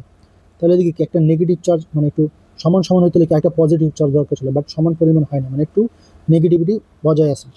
মানে দেখো 3টা যে সোডিয়ামটা বাইরে বের হওয়ার কথা, 3টা বের হলো, 3টা জিনিস বের হয়ে গেছে। ধরো তোমাকে বলি যে এদিকে 3টা মানুষ সেল থেকে বের হয়ে গেল, 3টা মানুষ বের হয়ে গেছে, আর ভিতরে ঢুকছে হচ্ছিল 2টা মানুষ। এদিকে 3টা মানুষ যে কাজ করতো, 2টা মানুষ কি সেম কাজ করবে না, কম কাজ করবে। তো কম মানে কি একটু নেগেটিভ কাজ করবে, তো এটার জন্য নেগেটিভিটি। তবে সেলের ভিতরে একটু নেগেটিভিটি বজায় থাকে, আর সব সেলে একটু নেগেটিভিটি বজায় থাকে। এটা আসলে আমরা অ্যাকশন পটেনশিয়াল যখন করবো তখন বুঝবো। তাহলে কি ভিতরে নেগেটিভিটি থাকে, আর এই নেগেটিভিটি বলা ছিল মেমব্রেন পটেনশিয়াল দেখি পটেনশিয়াল না এনার্জি, হ্যাঁ পটেনশিয়াল বা নেগেটিভ চার্জ। তাহলে এর মাধ্যমে হচ্ছিল জেনারেশন হবে মেমব্রেন পটেনশিয়াল। এই যে 3টা সোডিয়াম বাইরে বেরো, 2টা পটাশিয়াম ভিতরে ঢোকানোর মাধ্যমে মেমব্রেন পটেনশিয়াল তৈরি হবে। এই যে মেমব্রেন পটেনশিয়াল তৈরি হবে। এর মাধ্যমে কি এই যে negative electrical voltage inside the cell. দেখো সেলের ভিতরে কি হয়েছে? ইনসাইড দ্য সেলের ভিতরে নেগেটিভ ইলেকট্রিক্যাল জিনিস তৈরি হয়েছে। আর এর মাধ্যমে আমরা আগে বলছি সেল ভলিউম কেমনে তৈরি করছে, আগের ব্যাখ্যা দেওয়া আছে। আর এর মাধ্যমে হচ্ছে হলো নার্ভ এবং মাসেল ফাংশন কাজ করে। এই মাসেল ফাংশন এগুলো কাজ করে ইনসাইড দ্য সেল। এই সেলের মাধ্যমে ফাংশন কাজ করে, এই যে অ্যাকশন পটেনশিয়াল এর দিকে কাজ করে। এই যে অ্যাকশন তৈরি আছে না, এর মধ্যে অ্যাকশন পটেনশিয়াল কাজ করে। এটা আমরা যখন অ্যাকশন পটেনশিয়াল পড়বো তখন ব্যাখ্যা দেবো। তারপর এর মাধ্যমে হচ্ছে হলো বিভিন্ন ওই এনার্জিটা কি কাজ করে, যে যে এনার্জিটা তৈরি হলো এটা হচ্ছে হলো সেকেন্ডারি অ্যাক্টিভ ট্রান্সপোর্টে দেয়। তো মোটামুটি এগুলো সব ব্যাখ্যাগুলো শেষ। তাহলে আমরা দেখি একটু ব্যাখ্যা দিই কি বলা হয়েছে। যে মেমব্রেন পটেনশিয়াল তৈরি হলো, এই দেখো এদিকে কি বলা হয়েছে, যে মেমব্রেন পটেনশিয়াল তৈরি হলো, এই পটেনশিয়াল কি নেগেটিভিটি বজায় রাখবে ইনসাইড দ্য সেলে। এর মাধ্যমে আবার সেল ভলিউম তৈরি হয়, আমরা সেল ভলিউম মেনটেন হয়। আর যে মেমব্রেন পটেনশিয়াল তৈরি হয়েছে, এই পটেনশিয়ালটা হচ্ছে হলো মাসেল নার্ভ ও মাসেল ফাংশন তৈরি হবে। আর এই যে যেহেতু প্রাইমারি অ্যাক্টিভ ট্রান্সপোর্টে আসছে, তাই এটা হচ্ছে সেকেন্ডারি অ্যাক্টিভ ট্রান্সপোর্টে এই জিনিসটা চলে যাবে, এটাই। তারপর হচ্ছিল এটা ছিল আমরা কি ফিজিওলজিক্যাল যে ব্যাখ্যাগুলো সেটা। বাট সোডিয়াম পটাশিয়াম পাম্পটার গুরুত্বপূর্ণ ভূমিকা আছে হচ্ছিল ক্লিনিক্যাল ক্ষেত্র। তাহলে ক্লিনিক্যাল ক্ষেত্রে কী করে, এই যে বিভিন্ন ড্রাগ আছে যেমন হচ্ছিল যে ডিজিটালিস, এই ড্রাগটা কী করে, এই ড্রাগটা হচ্ছিল সোডিয়াম পটাশিয়াম পাম্পকে ইনহিবিট করে রাখে, ব্লক করে দেয়, পাম্পকে ব্লক করে দেয়। সোডিয়াম ডিজিটালিস্টটা যদি সোডিয়াম পটাশিয়াম পাম্পকে ব্লক করে রাখে, তাহলে সেলের ভিতরে কি সোডিয়াম ঢুকবে না, সোডিয়াম বেরোতে পারবে না। তাহলে কি সোডিয়ামের ভিতরে সোডিয়াম বেড়ে যাবে, দেখো সোডিয়াম বাড়বে। যদি সোডিয়াম বাড়ে তাহলে এক সময় মানে সোডিয়াম পটাশিয়াম যে সোডিয়াম এবং ক্যালসিয়াম যে চ্যানেলটা সেটাও অফ থাকবে, তাহলে সেলের ভিতরে ক্যালসিয়াম জমে যাবে। এই যে ক্যালসিয়াম যে চ্যানেলটা সেটা কম কাজ করবে, ফলে কি সেলের ভিতরে ক্যালসিয়াম ভিতরে জমে যাবে। আর এটা কী কাজ করে, হার্ট ফেলিয়ার, মানে হার্ট পাম্প করতে পারে না। সেলের ভিতরে যদি ক্যালসিয়াম বেড়ে যায়, আর আমরা জানি হচ্ছে ক্যালসিয়াম হচ্ছে হলো অ্যাকশন পটেনশিয়াল, মানে মনে রাখবা যে ক্যালসিয়াম হচ্ছে হলো মানে মাসেল কন্ট্রাকশনে কাজ করে। তাহলে হার্টের মাসেল একসময় কন্ট্রাকশন হবে, আর কন্ট্রাকশন হলে কী হবে, পাম্প হবে ভালো মতো, তাহলে হার্টের যে কাজ সেটা ঠিক হয়ে যাবে, তাহলে আর হার্ট ফেলিয়ার হবে না, তাহলে হার্ট ফেলিয়ারটা ঠিক হয়ে যাবে। কীভাবে, ডিজিটালিস্টটা সোডিয়াম পটাশিয়াম ব্লক করার মাধ্যমে হার্ট ফেলিয়ার ঠিক করে। আবার আরেকটা ধরো যে ডোপামিন, এই দেখো এই ডোপামিন ড্রাগটা, এই ডোপামিন কী করবে, এই হচ্ছে হলো ইনহিবিট করবে সোডিয়াম পটাশিয়াম পাম্প।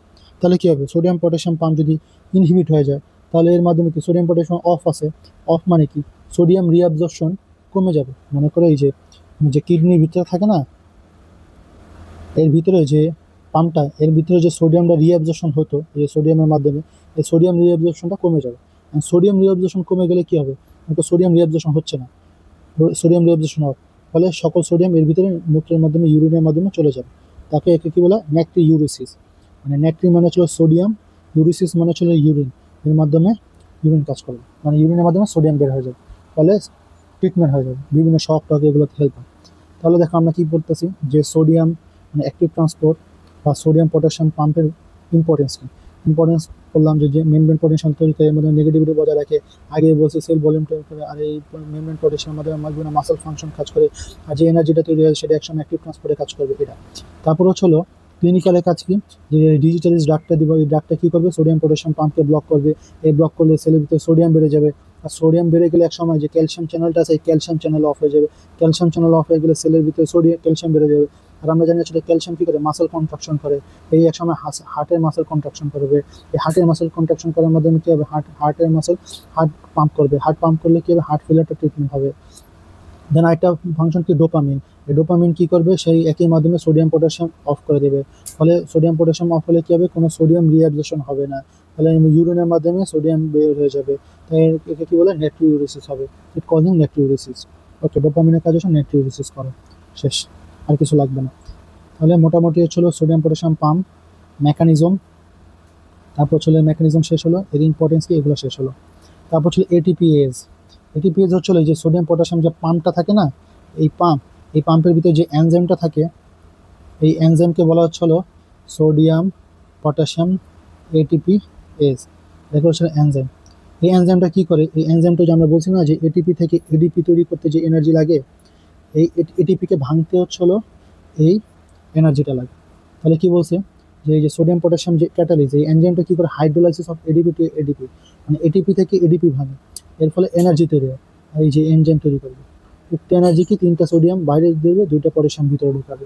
মানে বলে যাইতেছে যে এদের ভিতরে যে এনজাইমটা, যে এটিপিএস এনজাইমটা ছিল এটিপি থেকে এডিপি তৈরি করবে এবং এনার্জি তৈরি করবে। আর এই যে এনার্জি তৈরি হচ্ছে না, ওই এনার্জির কারণে হচ্ছিল 3টা সোডিয়াম বাইরে যাবে, 2টা পটাশিয়াম সেলের ভিতরে ঢুকবে। এটা আসলে এটিপি এর কাজ। এটা কোথায় থাকে, near the sodium binding site of the inner portion of the pump. আগেই বলছি ইনার পোর্শন কি, এই যে সোডিয়াম বাইন্ডিং সাইটের দিকে থাকে, এটা হচ্ছে এই যে এটা হয়ে গেল, এই যে হয়ে গেল সোডিয়াম পটাশিয়াম পাম্পটা ছবি না, এই যে দেখো এই জায়গার ভিতরে থাকে সোডিয়াম বাইন্ডিং সাইট না, এর ইনিয়ার পোর্শনে থাকে হচ্ছে এটিপিএস, এই জায়গায় এনজাইমটা থাকে। তাহলে মোটামুটি শেষ। কোথা থাকে সোডিয়াম পটাশিয়াম এটিপিএসটা কি বুঝলাম, সাইট অফ দ্য এটিপিএস কীভাবে কাজ করে এটাই। তাহলে দেখো এই কি বলছে সোডিয়াম পটাশিয়াম এটা ক্যাটালাইজ, এটা হচ্ছে হাইড্রোলাইসিস করবে এটিপি তো এডিপি ভাঙবে, ওকে, এর মাধ্যমে হচ্ছে এনার্জি তৈরি হবে। এই এনার্জি কি তৈরি হবে, এই এনার্জি তৈরি হবে, এই এনার্জি কি করবে, 3টা সোডিয়ামকে ফ্রম দ্য সেল, 2টা পটাশিয়ামকে ইনটু দ্য সেলে নিয়ে যাবে, এর মাধ্যমে কাজ করবে। আর এটা ছিল কোথায় থাকে, বাইন্ডিং সাইটে থাকে, আর কিছু লাগবে না। তাহলে কি করে, বিভিন্ন যে সোডিয়াম এগুলো হচ্ছে হরমোনগুলো এই অ্যাক্টিভিটি বাড়ায়, আর এগুলো কি করবে ডোপামিন ডিজিটালিস, এগুলো হচ্ছে যত পাম্পকে ইনহিবিট করে, আমরা কিছুক্ষণ আগে পড়ছি ক্লিনিক্যাল ইম্পর্টেন্সে যেহেতু আগেই পড়ছি যে ডোপামিন ডিজিটালিস এগুলো কি করে পাম্পকে ইনহিবিট করে, আর পাম্প ইনহিবিট করা মানে হচ্ছে এনজাইমকে ইনহিবিট করে, সেগুলো ইনহিবিট হয়ে যাবে, ইনহিবিটর। ওকে, তো শেষ। কারণ আমরা এতক্ষণ ধরে বলতেছিলাম যে সোডিয়াম পটাশিয়াম কি করে মেনটেন দ্য সেল ভলিউম কীভাবে মেনটেন করে, এটা হচ্ছে ইম্পর্টেন্ট। দেখো এদিকে বলা আছে যে কি বলছে, আচ্ছা, one of the most important function of the sodium potassium is the control of the cell volume. যত অনেকটা ইম্পর্টেন্ট একটা ফাংশন, এটা কীভাবে কাজ করে এটা আমাদের অবশ্যই জানতে হবে। এখন এটা আমি আগে বুঝি। দেখো ধরো এটা হচ্ছে সেল, সেলের ভিতরে প্রোটিন থাকে, অনেক প্রোটিন থাকে, আর প্রোটিন সবসময় ওয়াটারকে টানবে নিজের দিকে, প্রোটিন থাকে সেলের ভিতরে, এই ওয়াটারকে নিজের দিকে টানবে। সেলের ভিতরে তো প্রচুর প্রোটিন, এক সময় ওয়াটার টানতে থাকবে, এবার টানতে এক সময় ওয়াটারটা পুরো সুইলিং হয়ে যাবে, পুরো প্রচুর ওয়াটার দিয়ে ভরে যাবে, এক সময় বার্স্ট আউট মানে ফেটে যাবে, ঠিক না। এখন তো আমাদের বডিতে প্রচুর সেলের ভিতরে প্রচুর পরিমাণে প্রোটিন আছে, এবার যদি চলতে থাকতো তাহলে সব সেল এক সময় ফেটে যেত, ঠিক না। এই এই যাতে ফেটে যাতে না যায়, এই জন্য সৃষ্টিকর্তা আমাদের বডির ভিতরে কি বানাইছে, আল্লাহ তালা আমাদের বডির ভিতরে একটা পাম্প দিয়ে রাখছে। এই পাম্পের নাম কি, সোডিয়াম পটাশিয়াম পাম্প। যেমন হচ্ছিল আমাদের বাসার পাম্প কি কাজ করে, যে প্রয়োজন মতো যখন সেলের মানে ছাদের উপরে পানি নিয়ে যায়, আবার যখন পানি শেষ করে আবার পানি দেয়, ঠিক তেমনি আমাদের বডির ভিতরে যখন মনে করে প্রচুর পরিমাণে পানি থাকবে, তখন এই পাম্প কাজ করবে না, ছাদের পাম্প কাজ করবে। যখন পানি কমে যাবে ট্যাঙ্কিতে, তখন এই পাম্প ঢুকাতে হেল্প করবে, মানে পানি ঢুকাতে হেল্প করবে। এই জিনিসটাই বলা আছে। দেখো এখানে কি বলা হয়েছে, উইদাউট দিস ফাংশন সেল সুইল হয়ে যাবে অ্যান্ড আনটিল দ্য বার্স্ট, মানে ফেটে যাবে যে জিনিস, যদি ফাংশনটা না থাকতো। তাহলে কি বলছে, inside the cell there are large number of protein, প্রচুর প্রোটিন আছে, এবং বিভিন্ন আদার অর্গানেলিস। এটা কি করে, এটা হচ্ছে হ্যাঁ এগুলো বিভিন্ন প্রোটিন থাকে, অর্গানেলিস থাকে, এবং হচ্ছে বিভিন্ন নেগেটিভ চার্জ থাকে, লার্জ নাম্বার অফ সোডিয়াম থাকে, পটাশিয়াম থাকে। এগুলো কি করে, সোডিয়াম পটাশিয়াম এগুলো হচ্ছে ওয়াটারকে ভিতরে টাইনে নিয়ে যাবে, ইন্টেরিয়র অফ দ্য সেল। এই যে দেখো প্রোটিন থাকলো, আবার most of the negative charge, এগুলো নেগেটিভ। তো আমাদের আগে বলছি যে আমাদের সেলের ভিতরে কি নেগেটিভ চার্জ এমনি থাকে, আর বাইরে কি থাকে সোডিয়াম, এই সোডিয়ামগুলো ভিতরে ঢুকলো, পটাশিয়াম ভিতরে ঢুকলো, আর আমি কি বলছি সোডিয়ামের সাথে কি যায় ওয়াটার, যে ওয়াটারও ঢুকলো। প্রোটিনও কিন্তু negative charge, protein negative charge, আবার আমাদের ভিতরে যে মেমব্রেন পটেনশিয়ালের মাধ্যমে নেগেটিভ চার্জ তৈরি হয়েছে। তাহলে সেলের ভিতরে প্রোটিনও আছে, নেগেটিভ চার্জও আছে, মানে সব নেগেটিভ। এই সোডিয়াম পটাশিয়ামকে সেলের ভিতরে ঢুকে, আর সোডিয়াম ঢোকা মানে কি, ওয়াটার ঢোকা, এটাই বলছে। নেগেটিভ চার্জের সোডিয়াম লার্জ নাম্বার, এগুলো ওয়াটারকে ইন্টেরিয়র অফ দ্য সেলের ভিতরে ঢুকাবে, একসময় ঢুকাতে বার্স্ট আউট করে দেবে। এর জন্য সৃষ্টিকর্তা আল্লাহ তালা আমাদের কি দিয়েছে, সোডিয়াম পটাশিয়াম পাম্প। এই পাম্পের মাধ্যমে কি সোডিয়াম ঢুকতেছে, একসময় যখন সোডিয়াম অনেক বেড়ে যাবে, মানে নর্মালি মনে করো সোডিয়াম ঢুকলো, ওয়াটারও ঢুকলো, তাহলে মনে করো একটা সেল নর্মালিভাবে সোডিয়াম ঢুকলো, ওয়াটারও ঢুকলো, যখন প্রচুর পরিমাণে সোডিয়াম বেড়ে যাবে, তখন কি করবে, এই সোডিয়াম পটাশিয়াম পাম্পের মাধ্যমে সোডিয়াম কি করবে, এক্সক্রিট করে দেবে। ওকে, আর সোডিয়াম এক্সক্রিট করা মানে কি, ওয়াটার এক্সক্রিট করা, ফলে সেল ভলিউম ঠিক থাকবে। আর যদি পাম্পটা না থাকে, যে এদিক দিয়ে সেল ঢুকতে তখন ফেটে যাবে, এটাই বলা হয়েছে। যে সোডিয়াম পটাশিয়াম পাম্প কী করে, net loss of sodium from the cell থেকে সোডিয়াম বের করে দেবে। আর বের করে দেওয়া মানে কি, অসমোসিস অফ ওয়াটারও আউট করে দেবে অ্যালং উইথ সোডিয়াম। ওকে, তাহলে অ্যালং উইথ সোডিয়ামের সাথে ওয়াটার আউট করে দেয়, এর মাধ্যমে কন্ট্রোল সেল বলে, এটাই জিনিস। তাহলে এটা কি বলা হয়েছে, যে একটা সেল, এই সেলের ভিতরে মনে করো প্রোটিন থাকে অনেক, এবং সেল মেমব্রেনের ভিতরে নেগেটিভলি চার্জও থাকে। তাই বাইরে দিকে কি থাকে, সোডিয়াম এবং পটাশিয়াম। তাহলে নর্মালি মনে করি যে বিভিন্ন চ্যানেলের মাধ্যমে সোডিয়াম ঢুকে গেল, পটাশিয়াম ঢুকে গেল। আর সোডিয়াম ঢুকে মানে কি, ওয়াটার ঢুকে। তাহলে এই সময় সোডিয়াম ঢুকলো, ওয়াটার ঢুকলো। এবার যদি প্রচুর পরিমাণে ঢুকতে ঢুকতে যদি থাকে, একসময় ফেটে যাবে। তার জন্য সৃষ্টিকর্তা আল্লাহ তাআলা আমাদের দেহের ভিতরে কি দিয়েছে, যে সোডিয়াম বের করার জন্য সোডিয়াম পটাশিয়াম পাম্প। ওকে, সোডিয়ামই তো বের করে, সোডিয়াম পটাশিয়াম পাম্প, এর মাধ্যমে সোডিয়াম বের করে দিল, এক্সেস সোডিয়ামকে বের করে দিল। সো এক্সেস সোডিয়াম যখন বের হয়ে যাবে, এর সাথে ওয়াটারও অ্যালং উইথ বের হয়ে যাবে। আর এর মাধ্যমে ছিল সেল ভলিউম ঠিক থাকে, এটাই বলা হয়েছে। সো সুন্দর মতো আবার পড়লে, আবার বুঝলে, নিজে নোট করলে দেখবে, বুঝে যাবে, এই জিনিসটাই বলা হয়েছে, আর কিছু না। তাহলে এখানে কি, consequence of sodium potassium pump, যদি সোডিয়াম পটাশিয়াম না থাকে, মানে ইনঅ্যাক্টিভ থাকে, যদি মানে আল্লাহ তাআলা সৃষ্টিকর্তা যদি আমাদের সোডিয়াম পটাশিয়াম পাম্পটা যদি না দিত, তাহলে কি হতো দেখো, প্রচুর পরিমাণে সোডিয়াম অ্যাকুমুলেট হয়ে যেত। কারণ সোডিয়াম পটাশিয়ামের কাজ কি, সোডিয়াম বের করা, সোডিয়াম বের করা প্লাস ওয়াটার। ওকে, তাহলে দেহের ভিতরে প্রচুর পরিমাণে সোডিয়াম বের যেত এবং পটাশিয়াম বের হয়ে যেত। সে এক সময় প্রচুর পরিমাণে সোডিয়াম ঢুকে গেলে কি হতো, মাসেল কোনো ফাংশন কাজ করতো না, এক্সেস কোনো জিনিসই ভালো না, এটা একটা জিনিস। আবার যেহেতু সোডিয়াম ঢুকে গেছে ভিতরে, তাহলে ওয়াটারও ভিতরে ঢুকে যাবে, তাহলে কেউ অসমোসিস হবে, একসময় সেল লাইসিস, মানে ফেটে যাবে এটা। এখন যেহেতু প্রচুর পরিমাণে নেগেটিভ চার্জ, সোডিয়াম প্রচুর পরিমাণে ভিতরে ঢুকে গেছে, তাহলে কি নেগেটিভ চার্জ ভিতরে আছে না, নেগেটিভ চার্জ নেই, মানে হচ্ছিল কোনো মানে পটেনশিয়াল নেই। পটেনশিয়াল না থাকলে কী হবে, কোনো মাসেল কন্ট্রাকশন হবে না, মাসেল কন্ট্রাকশন না হলে কী হবে, মাসেল উইকনেস হয়ে যাবে, একসময় প্যারালাইসিস হয়ে যাবে। এটাই, এর জন্যে সোডিয়াম পটাশিয়াম পাম্প এত ইম্পর্টেন্ট। আর এর জন্য সোডিয়াম পটাশিয়াম পাম্প এতবার পরানো হয়, আর এর জন্য সোডিয়াম পটাশিয়াম পাম্প রিটেনে আসে। এর কারণ কি, এই যে এটাই, কারণ এটা না থাকলে দেহের ভিতরে যে কী হয়ে যেত তাই বুঝতাম, এই জিনিসগুলো। আবার যে গ্রেডিয়েন্টের কারণে বিভিন্ন নিউট্রিয়েন্ট এগুলো ঢুকে, বিভিন্ন এনার্জি ক্রাইসিস হয়, এই জিনিসগুলো। সো মোটামুটি এটা শেষ। তাহলে আমরা কী কী পড়লাম, একটু সোডিয়াম পটাশিয়াম পাম্প পড়লাম, কীভাবে ভলিউম কাজ করে, কীভাবে এটা যদি না থাকতো তাহলে কী হয়ে যেত, এগুলো শেষ। এখন হচ্ছে ইলেকট্রোজেনিক পাম্প। আচ্ছা, সোডিয়াম পটাশিয়াম পাম্পকে কেন ইলেকট্রোজেনিক পাম্প বলা হয়? ইলেকট্রো মানে হচ্ছিল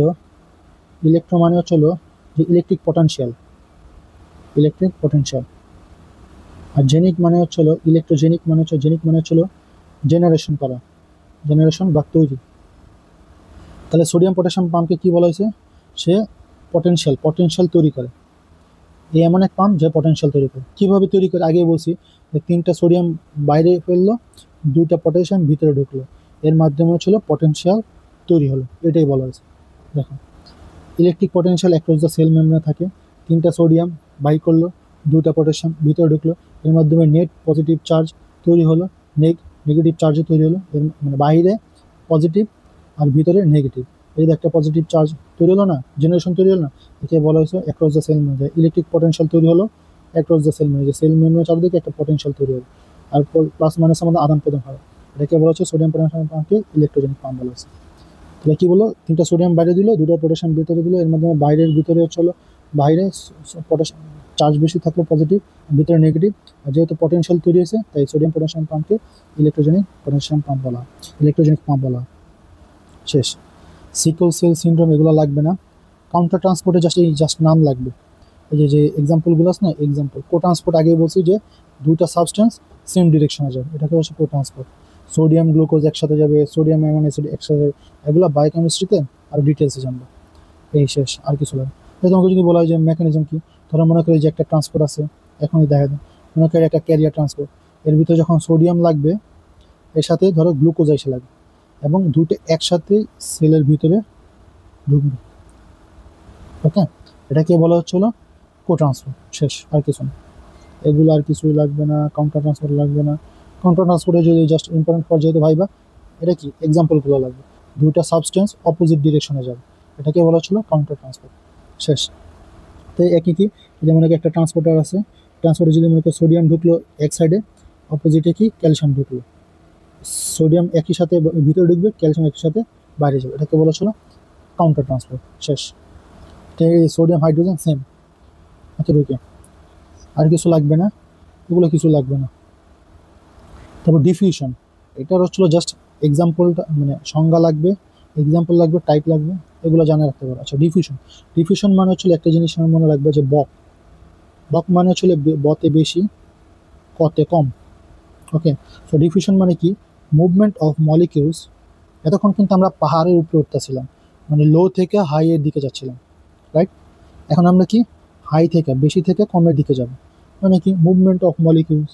যে কোনো মনে করো একটা পাহাড়, এই পাহাড়ের উপরে একটা যদি ইট যদি তুমি ছেড়ে দাও বেশি থেকে কমে, এর জন্য এনার্জি লাগবে না, ধাক্কা দিলেও নিজে নিজেই পড়ে যাবে, right? So movement of molecules high concentration থেকে লো কনসেন্ট্রেশনের দিকে যাবে without energy. Okay, without energy আগে বলছে ডিফিউশন, একে হাই কনসেন্ট্রেশন থেকে লো কনসেন্ট্রেশনের যে movement of molecules without energy, একে বলা হচ্ছে ডিফিউশন বা ব্যাপন। মনে রাখবে যে বক দিয়ে, তাহলে কি অক্সিজেন, কার্বন ডাইঅক্সাইড, এই যে লাংস, এই লাংসের ভিতরে মনে করো তুমি প্রচুর পরিমাণে শ্বাস প্রশ্বাসে প্রচুর পরিমাণে কার্বন ডাইঅক্সাইড অক্সিজেন নিলাম, আর আমার সেলের ভিতরে কি অক্সিজেন কম, তাহলে প্রচুর পরিমাণে অক্সিজেন আসছে, এর ভিতরে অক্সিজেন কম, এই অক্সিজেনগুলো ব্যাপনের মাধ্যমে বকের মাধ্যমে ভিতরে ঢুকে গেল, এই লাংসে থেকে একসঙ্গে হার্টে যাবে, সারা বডিতে যাবে। এটা হচ্ছিল সিম্পল ডিফিউশন। ওকে, আবার যদি মনে করো কার্বন ডাইঅক্সাইড, আমাদের ভিতরে প্রচুর পরিমাণে কার্বন ডাইঅক্সাইড জমে গেছে, এই কার্বন ডাইঅক্সাইড আবার এখান থেকে এদিক দিয়ে, কারণ এদিকে অক্সিজেন বেশি কার্বন ডাইঅক্সাইড কম, এই ব্যাপনের মাধ্যমে চলে যাবে। এই এক্সচেঞ্জ অফ অক্সিজেন আর carbon dioxide in the lung and tissue accord by the diffusion.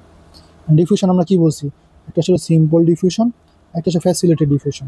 Just একটা জিনিসই লাগবে, সিম্পল ডিফিউশনে ক্যারিয়ার লাগে, আর ফ্যাসিলিটেড ডিফিউশনে ক্যারিয়ার লাগে, সিম্পল ডিফিউশনে কোনো ক্যারিয়ার লাগে না, জাস্ট এই জিনিস। আর এক্সাম্পল লাগে diffusion of glucose, diffusion of oxygen carbon dioxide, আর কিছু লাগবে না। এখন দেখো factors affecting rate of diffusion, মানে বিভিন্ন ফ্যাক্টর কাজ করে, এটা জেনে রাখো।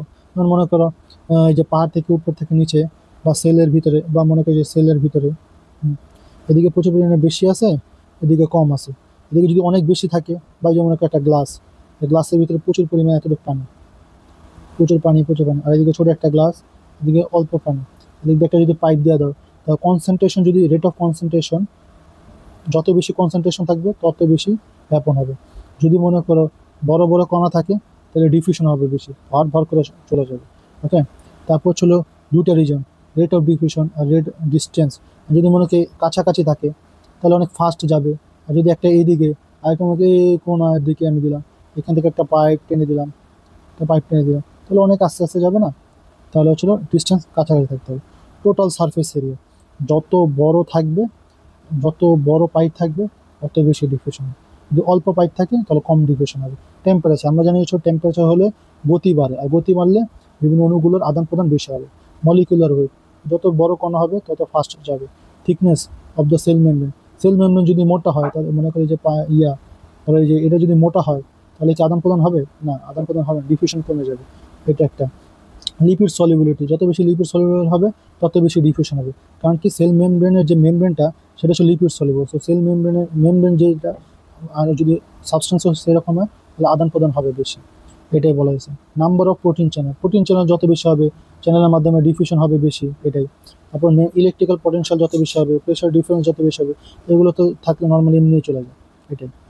ইম্পর্টেন্স লাগে না, ফিক্স ল এগুলো লাগবে না, এগুলো পরবর্তীতে জিনিস, এগুলো লাগে না।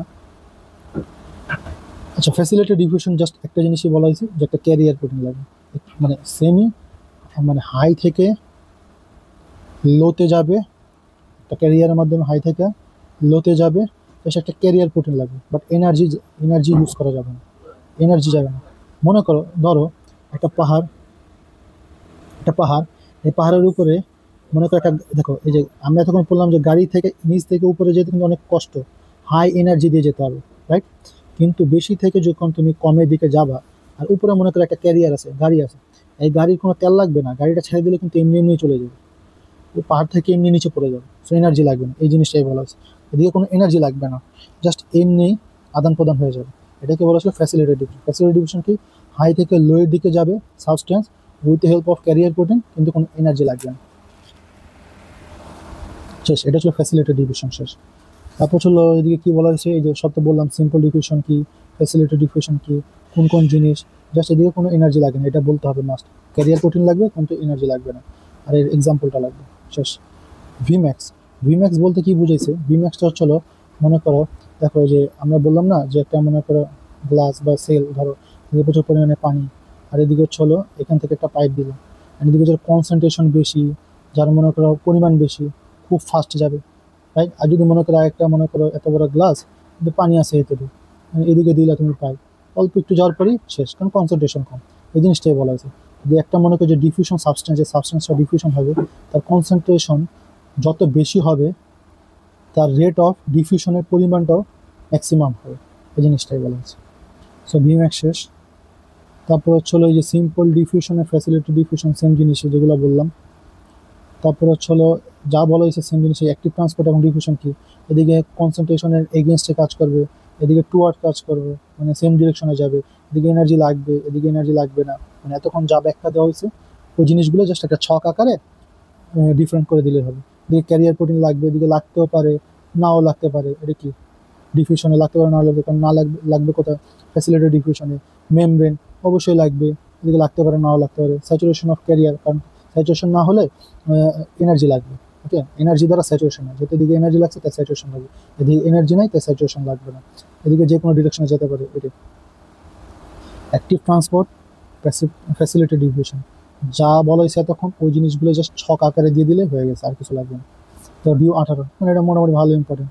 আচ্ছা আমি দেখাই প্রাইমারি অ্যাক্টিভ ট্রান্সপোর্ট কি, এদিকে এগেনস্টে যাবে, আর এদিকে কি বলছে টুয়ার্ডে যাবে, আগে কিন্তু বলছে যে পাহাড়ের দিকে টুয়ার্ডে যাবে, বেশি থেকে কম, এদিকে এনার্জি লাগবে, এদিকে কি পাহাড় থেকে নিচে নামতে এনার্জি লাগবে না, এনার্জি লাগবে না। প্রেজেন্ট অফ মেমব্রেন, মেমব্রেন তো অবশ্যই লাগবে, এদিকে এদিকে লাগতেও পারে না লাগতে পারে, এটা কোনো ফ্যাক্ট না, ওকে।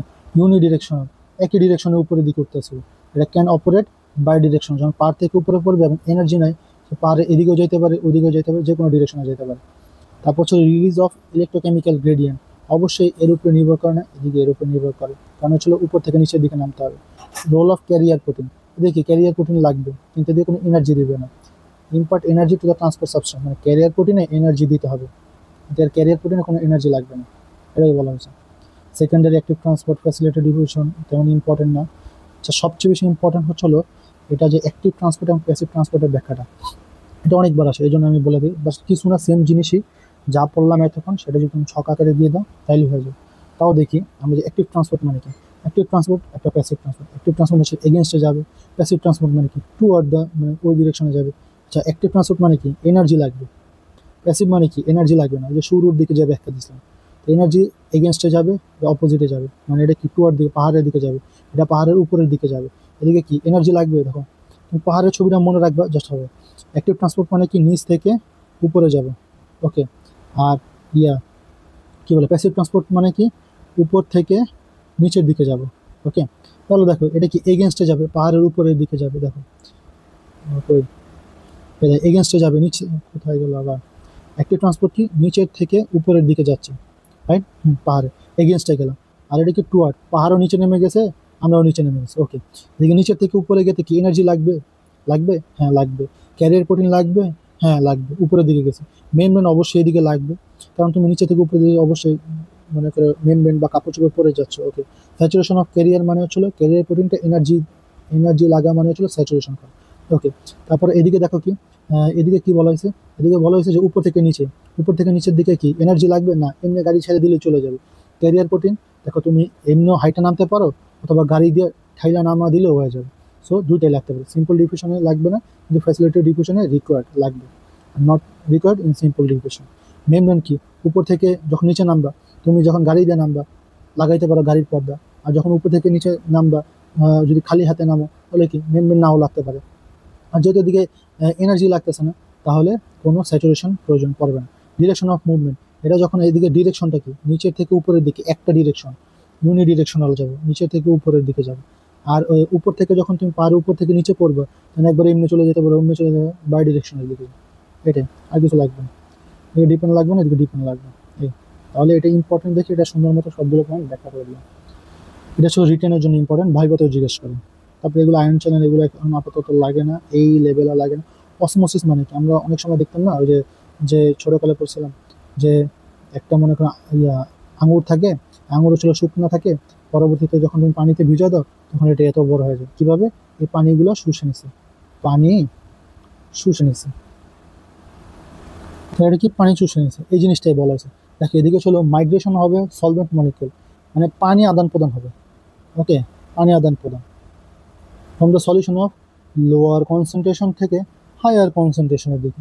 দেখো এদিকে বলছি কি লো সলিউট, মানে হচ্ছে হলো চিনি কম, ধরো চিনি কম, এদিকে ছিল চিনি কম, এই যে চিনি কম চিনি কম চিনি কম, এদিকে ছিল প্রচুর চিনি বেশি, তাহলে কি করবে এদিকে চিনি ঢুকতে পারবে না, কারণ এদিকে এমনি ঘনত্ব বেশি, মানে এটা কি হাই কনসেন্ট্রেশন, এদিকে লো কনসেন্ট্রেশন।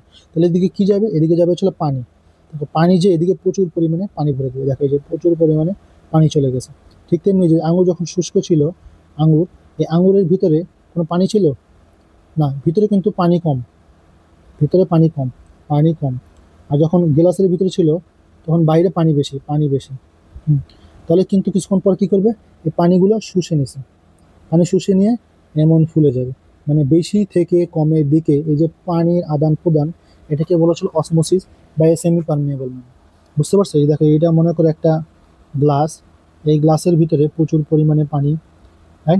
এখন মনে করি এইটা একটা আঙ্গুর, এই আঙ্গুর, ধরো এই যে এটা একটা আঙ্গুর, আঙ্গুরটা কি শুষ্ক, শুষ্ক মানে কি পানি কম,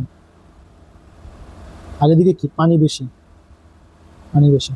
আঙুরটা যখন ভিতরে রাখা, এটা কি একটা মেমব্রেন, কেমন মেমব্রেন, সেমি পারমিয়েবল মেমব্রেন, তার ভিতর দিয়ে শুধু পানি আদান প্রদান করতে পারে বা সলিউট, ওকে, সলিউট না আসলে সলভেন্ট, এই যে সলভেন্ট, সলভেন্ট আদান প্রদান করতে পারে। তো দেখো এখানে পানি কম, পানি কম, এদিকে পানি বেশি, কিন্তু কিছুক্ষণ পর রাখার পর দেখবা যে এই আঙুরটা এমন বড় হয়ে গেছে। কেমনে? কারণ এই যে পানিগুলা, এই পানিগুলা বেশি থেকে কমের ভিতরে যাচ্ছে, বেশি থেকে কমের ভিতরে যাচ্ছে, যেতে যেতে একসময় যেমন বড় হয়ে গেছে। তো এটাকে বলা হচ্ছে অসমোসিস। অসমোসিস কি, অবশ্যই একটা সেমি পারমিয়েবল মেমব্রেন থাকবে, হাই কনসেন্ট্রেশন থেকে লো কনসেন্ট্রেশনে যাতায়াতকে বলা হচ্ছিল অসমোসিস। শেষ। আর যদি অসমোসিস তেমন ইম্পর্টেন্ট না, এখানে লাগবে না। অসমোসিস ডিফিউশন চাইলে পড়তে পারো, তেমন ইম্পর্টেন্ট না, যা বলছে এগুলো ব্যাখ্যা করলে এগুলো লাগবে না। অসমোসিস ডিফিউশন এগুলো সব বায়োকেমিস্ট্রি পড়া, হ্যাঁ বায়োকেমিস্ট্রি, এগুলো সব বায়োকেমিস্ট্রি পড়া। সেম সেম কলাইডাল অসমোটিক এগুলো সব বায়োকেমিস্ট্রি, এগুলো ফিজিওলজি না। অসমোলার গ্যাপ এগুলো biochemistry, okay. Osmosis, transport cellular sheet. আচ্ছা তুমি এদিকে একটা জিনিস আছে, আমার মনে হয় খুব সময় নাই, একটা কি আছে, basic transport of sodium ion across the epithelial cell. এখানে বলা হয়েছে, জাস্ট আমি এখন বলে দিই, অনেক বড় হয়ে গেছে, আমি তোমরা পড়লে বুঝবা যে এখানে কি বলা হয়েছে। দেখো এই যে ধরো মনে করি এটা ছিল জিআইটি, ইন্টেস্টাইন, ইন্টেস্টাইনের এই অংশটা তুমি মনে করি যে এই অংশটা কেটে ফেলছো, কেটে এইখানে আনছো, এই অংশটা কি হবে, যেমন একটা সেল, ওকে। এই সেলের ভিতরে এমন বিভিন্ন ব্রাশ বর্ডার, এই যে ব্রাশ বর্ডার, আর এদিকে কি সোডিয়াম ঢুকছিল, সোডিয়াম কি ভিতরে ঢুকবে, এই যে ব্রাশ বর্ডারের ভিতরে সোডিয়াম, এই যে অনেকগুলো ট্রান্সপোর্টার থাকে, এই সোডিয়াম প্লাস ওয়াটার এর ভিতরে ঢুকবে, ঢুকে যে সেলের ভিতরে আসলো সোডিয়াম প্লাস ওয়াটার, এই যে এর মাধ্যমে ঢুকলো।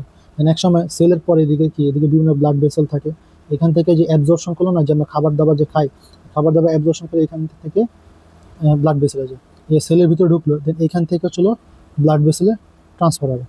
এটা এখানে বলা হয়েছে। এদিকে দেখো কি বলা হয়েছে, এদিকে বলা হয়েছে যে the figure below shows a mechanism for transport of sodium transport দেখাইছে epithelial cell of the intestine, gallbladder, এই ইন্টেস্টাইন এগুলোর epithelial সেলের ভিতরে যে সোডিয়াম ট্রান্সপোর্ট সেটা দেখাইছে। এখানে কি বলা হয়েছে যে epithelial সেলগুলো কানেক্টেড টুগেদার, একটা সেলে যেভাবে অনেকগুলো সেলগুলো কানেক্টেড থাকে, এই সেলগুলো যে কানেক্টেড থাকে এটার নাম হচ্ছিল কিসেস, এই জাংশনের নাম হচ্ছিল কিসেস, ওকে। আর এই অনেকগুলো ব্রাশ বর্ডার থাকে, যে দেখো ব্রাশ বর্ডারগুলো বলছি লুমিনাল সারফেস, এই যে লুমেন, এই লুমেনের যে সারফেস অনেকগুলো ব্রাশ বর্ডার থাকে, এই ব্রাশ বর্ডারগুলো হচ্ছে লুমিনাল সারফেসে থাকে। এদিকে কি পারমিয়েবল, এগুলো এমনি permeable, both sodium and ion water, এগুলোর ভিতর দিয়ে এমনি এমনি করে সোডিয়াম এবং ওয়াটারগুলো ভিতরে ঢুকে যায়। তারপর কি সোডিয়াম অ্যান্ড ওয়াটার ডিফিউজ হলো into the lumen, into the interior of the cell, এই দেখো সেলের ভিতরে এমনি ডিফিউজ হয়ে গেলো ডিফিউশনের মাধ্যমে, ওকে। কিন্তু সেলের মাধ্যমে ঢুকলো, ঢুকার পর কি হবে, সোডিয়াম আয়নগুলো আর actively transported in the extracellular fluid, মানে অ্যাক্টিভ ট্রান্সপোর্টের মাধ্যমে। এক্সট্রা সেলুলার ফ্লুইড বলতে কি বোঝায়, ব্লাড, বিভিন্ন ইন্টেস্টাইনাল ফ্লুইড, এই ব্লাড এক্সট্রা সেলুলার ফ্লুইড আগে আমরা বলছি ব্লাড, সো এই যে সেল থেকে বিভিন্ন ব্লাডে এক্সট্রা সেলুলার ফ্লুইডে চলে যাবে, দ্য সারাউন্ডিং কানেক্টিভ টিস্যু যে ব্লাড ভেসেলে চলে গেছে। সো হাই সোডিয়াম থেকে লো কনসেন্ট্রেশনে বেড়ে গেল অসমোসিস অফ ওয়াটার, যে অসমোসিস অফ ওয়াটার, ওয়াটার চলে যাবে, এর মাধ্যমে হচ্ছে সোডিয়াম এবং ওয়াটার ট্রান্সপোর্ট হয়। দেখো এখানে কি বলা হয়েছে, একটু ইম্পর্টেন্ট, এই মেকানিজমের মাধ্যমে নিউট্রিয়েন্ট আয়ন সাবস্টেন্সগুলো অ্যাবজর্ব হয় ইন্টু দ্য ব্লাড থেকে ইন্টেস্টাইন, মানে ইন্টেস্টাইন থেকে ব্লাডে ট্রান্সপোর্ট হয়, এর মাধ্যমে হচ্ছে রিঅ্যাবজর্পশন হয়, গ্লোমেরুলার রেনাল টিউবুল, এর মাধ্যমে হচ্ছে বিভিন্ন ট্রান্সপোর্ট হয়, রিঅ্যাবজর্পশন হয়, অ্যাবজর্পশন হয় এই মেকানিজমের মাধ্যমে, এটাই বলা হয়েছে। তাহলে ব্যাখ্যাটা কি বলা হয়েছে, যে আমরা যে বিভিন্ন ইন্টেস্টাইনাল লুমেন থাকে না, যে বিভিন্ন লুমেন এই লুমিনের ভিতরে যে বিভিন্ন এপিথেলিয়াল সেল, এই যে এর মাধ্যমে যে ব্রাশ বর্ডার ভিতরে সোডিয়াম এবং ওয়াটার ডিফিউজ হলো, অ্যান্ড ডিফিউশন হওয়ার পর অ্যাক্টিভ ট্রান্সপোর্টের মাধ্যমে এগুলো একসময় বিভিন্ন ব্লাড ভেসেল কানেক্টিভ টিস্যুতে চলে যাবে। এই কানেক্টিভ টিস্যুর মাধ্যমে এদিকে হচ্ছে অ্যাবজর্পশন, এদিকে যেভাবে চলে গেলো বিভিন্ন নিউট্রিয়েন্ট চলে গেলো। আবার হচ্ছে গ্লোমেরুলার ফিল্ট্রেশনের ভিতরে যে অনেক সময় রিঅ্যাবজর্পশন হয় গ্লোমেরুলার ফিল্ট্রেশনের এই প্রসেসের মাধ্যমে। এটা আর কি এখানে বলা হয়েছে। সো আর কিছু আছে না, সারফেস টেনশন এগুলো নয়। মোটামুটি অনেক বড় একটা লং ক্লাস হয়ে গেছে। এরপর মেমব্রেন পটেনশিয়াল, এটা আমরা পরবর্তীতে ক্লাসে পড়বো। এখন আমরা জাস্ট মেমব্রেন ট্রান্সপোর্ট পর্যন্ত পড়লাম, পরবর্তীতে আমরা মেমব্রেন পটেনশিয়াল পড়বো, দেন অ্যাকশন পটেনশিয়াল পড়বো। সো আজকে এই পর্যন্তই, অনেক বড় ক্লাস হয়ে গেছে, অনেকে আস্তে আস্তে করে বুঝেছি। কারো যদি মনে করো যে বুঝতে অসুবিধা হয়, সে আস্তে আস্তে বুঝবে। আর কেউ যদি না বুঝতে ভালো পারো, তাহলে সে 2x 3x যে যত স্পিডে বাড়ে দেখে নেবে, তাহলে সহজ হবে, এত বড় ক্লাসটা সহজে শেষ হয়ে যাবে। তো আজকে এই পর্যন্ত। কারো যদি কোনো সমস্যা থাকে কমেন্ট বক্সে জানাবো, আমি অ্যান্সার দেওয়ার চেষ্টা করব। তারপরে এর আগে 2-3 বার দেখলে, ভালো মতো মনোযোগ দিয়ে চেষ্টা করলে দেখবে এমনি সহজে বুঝে যাবে। ঠিক আছে, আজকে এই পর্যন্ত। সবাইকে ধন্যবাদ ক্লাসে থাকার জন্য। আসসালামু আলাইকুম সবাইকে।